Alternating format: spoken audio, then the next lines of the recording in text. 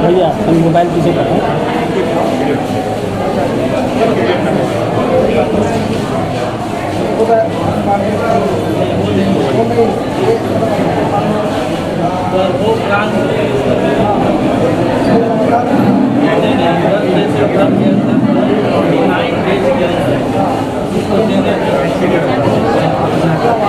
Mobile पीछे कर mobile पीछे कर बताते हैं हम लोग कि जैसे जैसा कि लोग आगे हमसे पूरा संपर्क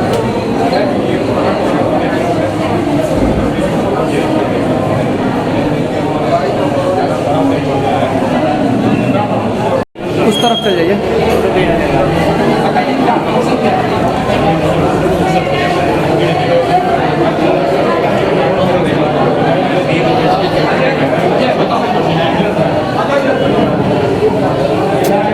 कुछ पड़ेगा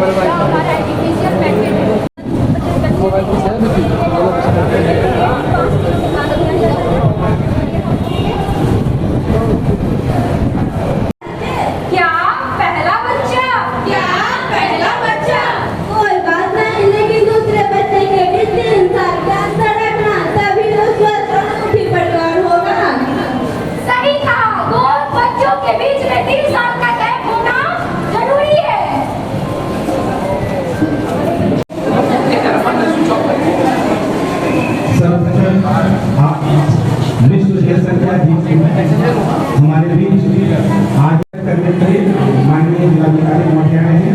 मैं सरकारी प्रांगण में विशेष रूप से हार्दिक अभिनंदन एवं स्वागत करता हूं और आपको बता दें सर कि हमारे स्कूल की जो छात्राएं हैं एक छोटा सा प्रेजेंटेशन के लिए ये जो पखवाड़ा है मरीजों को जागरूक करने के लिए इनके माध्यम से हम लोग कई लोगों पर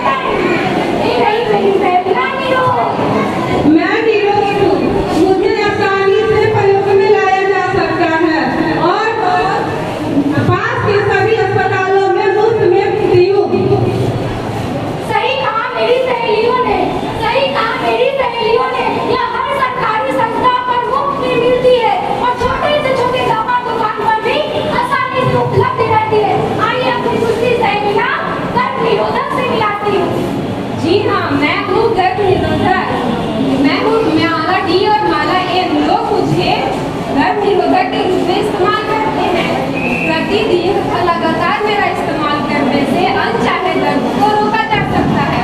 सही कहा मेरी सहेली ने, सही कहा मेरी सहेली ने। इसका इस्तेमाल हर रोज एक गोली करने से अनचाहे दर्द को रोक सकते हैं।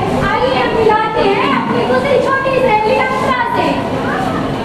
मैं हूँ अंतरा, इंजेक्शन और टैबलेट छाया मेरा इस्तेमाल हर प्रकार की महिलाएं कर सकती है और तो और दूध पिलाने वाली महिलाएं भी कर सकती हैं और मेरे इस्तेमाल से किसी भी प्रकार का नुकसान नहीं होता है। सही बात बताया सहेली ने मेरी, सही बात बताया मेरी सहेली ने।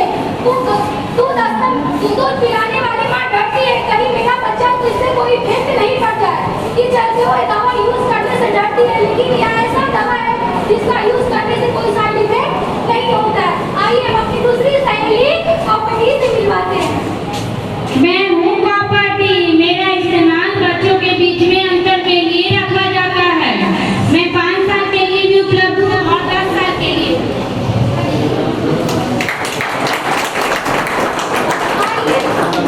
सही कहा मेरी सहेली ने, कॉपटी जिसका इस्तेमाल हम 5 वर्ष के लिए और 10 वर्ष के लिए भी करते हैं।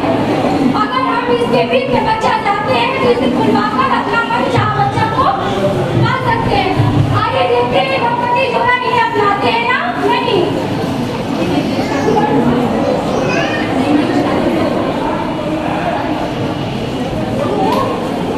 मैं अंदर जाऊंगा।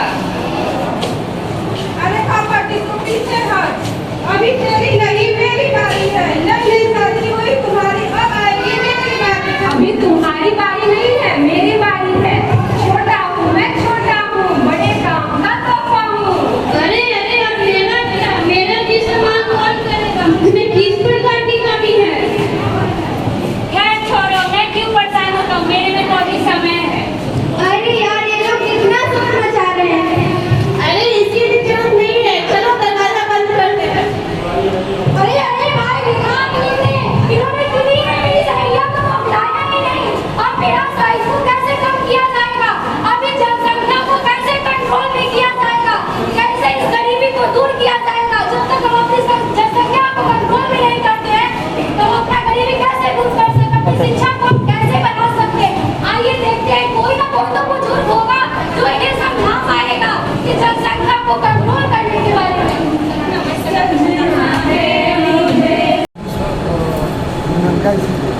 पखवाड़ा मनाया जा रहा है। उसके बाद सोलह अस्पताल में हम लोग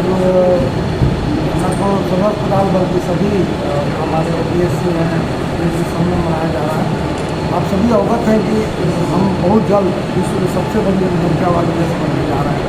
इससे हमारे संसाधनों पर दबाव पड़ता है बहुत ज़्यादा, और दबाव पड़ने के कारण से हम जो विकसित राष्ट्र बनने का लक्ष्य है उसे प्राप्त नहीं कर पाते हैं। और विकसित राष्ट्र बनने के लिए हमारी जनसंख्या का नियंत्रण होना बहुत जरूरी है। आप सभी अवगत हैं कि जो नवविवाहित युवक लोग हैं उनके लिए सारे संसाधन उपलब्ध हैं। हर प्रकार के जिस तरह के वो चॉइस रखने होंगे, चाहे वो गंडोम है, चाहे माला जी है, चाहे अंतरा है, चाहे PQICT है, हर तरह की व्यवस्था है। तो उसमें हम लोग इंसेंटिव भी देते हैं। उसके अलावा वैक्सोटोमी होता है, ग्लूकोमी होता है, उसके बाद भी हम लोग कार्य करेंगे। और जनसंख्या नियंत्रण होने से हमारे नवयुवक युवतियाँ हैं उनको ये जानना जरूरी है कि अगर वो अपने परिवार की संख्या से करते हैं तो न केवल उनका जीवन खुशहाल होता है बल्कि भारत खुशहाल होता है और भारत एक विकसित राष्ट्र बनने की दिशा में अग्रसर होता है। यही संकल्प भी है हमारे माननीय प्रधानमंत्री जी का और माननीय मुख्यमंत्री जी का। तो ये जनसंख्या नियंत्रण सबसे बड़ी जो पूंजी है, अगर हम संसाधनों का बेहतर इस्तेमाल करेंगे तभी विकसित राष्ट्र हो पाएंगे। तो बच्चों से मेरी अपील है कि नवयुवक नवयुवतियाँ जो हमारे शादी कर रहे हैं उन बच्चों में अंतर रखें। पर्याप्त साधन उपलब्ध हैं फ्री ऑफ कॉस्ट, उनका इस्तेमाल करें और अपने परिवार को सीमित भी रखें और उसमें अंतराल भी रखें। Thank you.